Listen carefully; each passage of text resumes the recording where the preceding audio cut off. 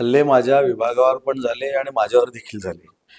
म्हणजे माझ्यावर शारीरिक हल्ले झाले आणि विभागावर राजकारण म्हणून हल्ले झाले. राजकारणामध्ये मला असं वाटतं की महाराष्ट्राला फार मोठी परंपरा आहे, फार मोठी संस्कृती आहे.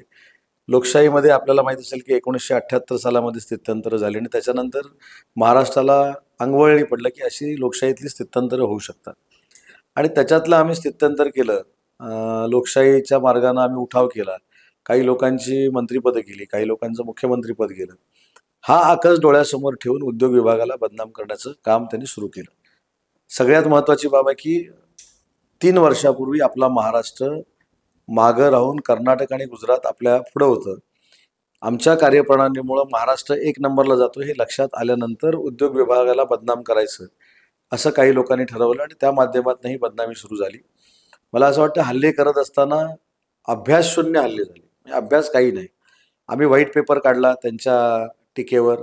त्याला विधानसभेमध्ये कोण बोललं नाही. विधानसभेमध्ये त्याला प्रत्युत्तर दिलं नाही.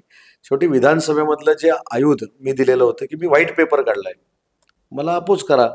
माझ्यावर हक्कभंग आणा. मला करेक्ट करा मी जर चुकत असेल तर.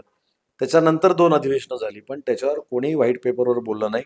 याचा अर्थ विधानसभेच्या पवित्र सभागृहामध्ये मी जो व्हाईट पेपर काढलेला होता त्याला चॅलेंज होऊ शकत नाही. त्याच्यामुळे त्यांचे हल्ले राजकीय हल्ले होते. परंतु राजकीय हल्ले देखील मी पचवले आणि मी उठाव केलेल्या सगळ्या लोकांमध्ये असल्यामुळं माझ्यावर 3दा हल्ला पण झाला. हल्ले पण केले.